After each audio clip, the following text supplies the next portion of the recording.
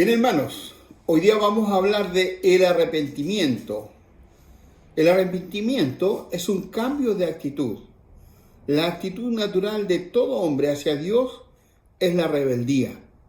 Arrepentirse entonces significa deponer esa actitud y someterse al gobierno de Dios para vivir de allí en más de acuerdo con su voluntad. Veamos lo que nos enseña Mateo capítulo 4, versículo 17. Dice: desde entonces comenzó Jesús a predicar: arrepiéntanse, porque el reino de los cielos está cerca. Y en Lucas 13:3 decía: de la misma manera todos ustedes perecerán, a menos que se arrepientan. Y en el libro de los Hechos, capítulo 17, versículo 30, declara: Dios pasó por alto aquellos tiempos de tal ignorancia, pero ahora manda a todos, en todas partes, que se arrepientan.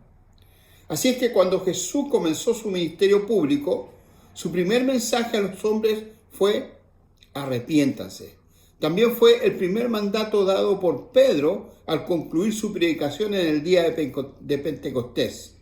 En Atenas, al predicar a los griegos, Pablo les dijo que Dios manda a todos los hombres en todas partes que se arrepientan. Entonces, ¿qué es el arrepentimiento? ¿Cuál es su verdadero significado? ¿De qué debemos arrepentirnos? ¿Cómo arrepentirnos? Son preguntas que nos vienen entonces a nuestra mente. Esta y otras preguntas vamos a tratar de esclarecer en esta lección para que todos experimentemos un verdadero arrepentimiento ante Dios. Lo primero que vamos a ver es qué es el arrepentimiento. Y yo quiero decir que no podemos confundir y no debemos confundir arrepentimiento con remordimiento. Son dos conceptos diferentes. Remordimiento es sentirse mal por haber hecho algo malo. En cambio, el arrepentimiento es mucho más profundo que eso. Arrepentimiento no es solo sentir pesar por haber ofendido a Dios. La contrición sin conversión nos lleva a seguir cometiendo los mismos pecados vez tras vez. Tampoco es solo cuestión de arrepentirnos de algunos pecados, que a veces nosotros consideramos que son grandes o groseros y que están pesando sobre la conciencia. Tenemos que arrepentirnos de todos nuestros pecados. La palabra griega que aparece en la versión original del Nuevo Testamento, que suena metanoia, traducida por arrepentimiento, significa cambio de actitud y de mentalidad. La actitud que debemos abandonar es la rebeldía. ¿Qué es la rebeldía? Es la actitud natural de todo hombre hacia Dios. Decimos natural porque la hemos heredado de nuestros primeros padres. Ese fue el pecado de Adán y Eva.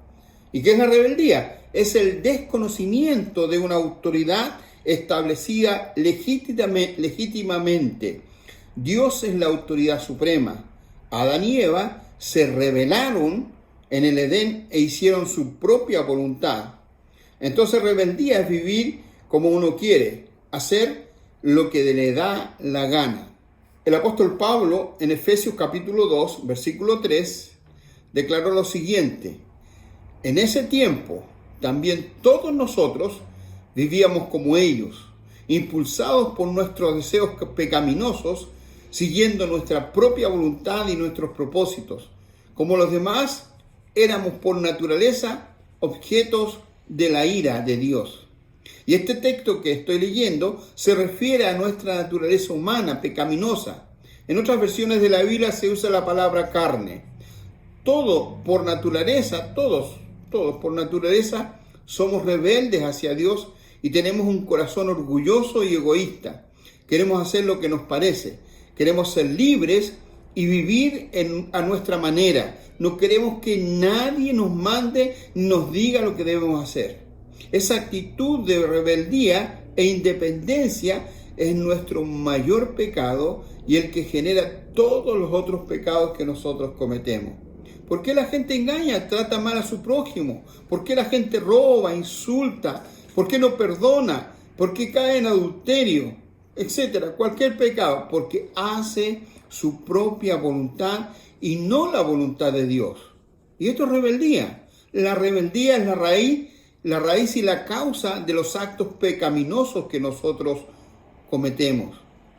Comparemos nuestra vida a un árbol. Si solo nos arrepentimos de algunos actos malos, sería como cortar algunas ramas del árbol, mientras el tronco, es decir, la rebeldía, sigue todavía en pie. Por lo tanto, las ramas brotarían nuevamente. Cambiar de actitud es cortar el árbol, de poner la rebeldía y la soberbia delante de Dios y someternos enteramente a su voluntad. La nueva actitud hacia Dios entonces sería la sumisión.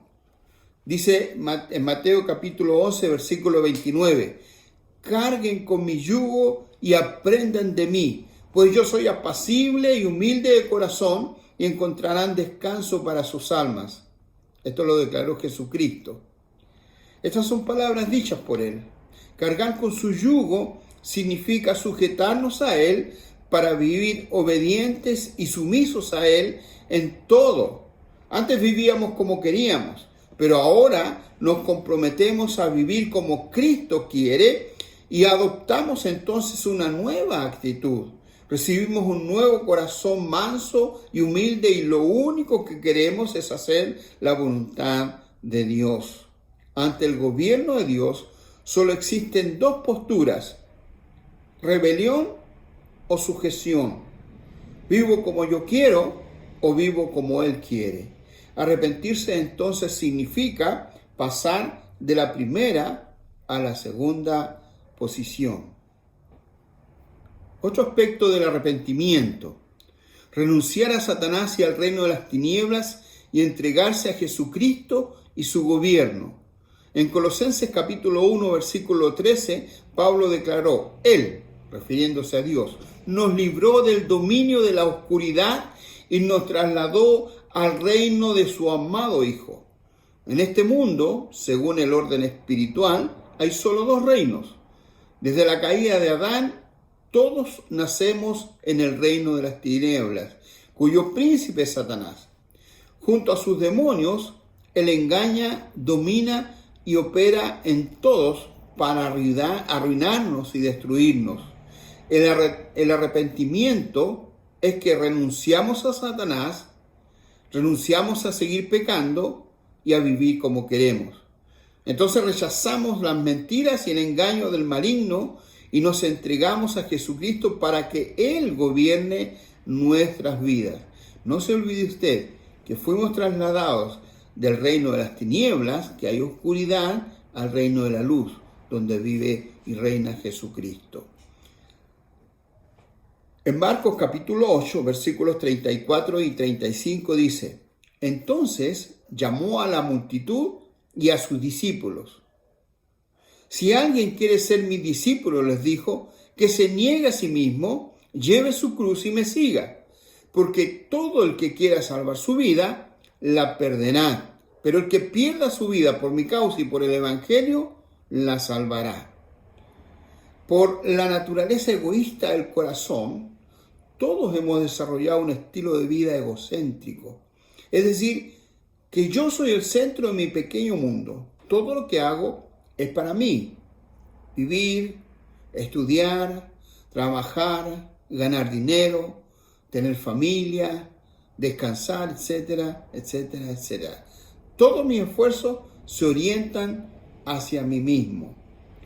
El hombre religioso, y con este término quiero referirme a aquel que practica exteriormente una religión sin una experiencia real de conversión y comunión con Dios. Entonces el hombre religioso que no se ha negado a sí mismo está en condiciones similares, con la única diferencia que tiene también a Dios, pero a su servicio. El religioso concibe a Dios como el que lo guarda, lo ayuda, lo bendice, lo sana, etc., mientras sigue siendo el mismo el centro de su vida. No vive para Dios, sino para sí mismo.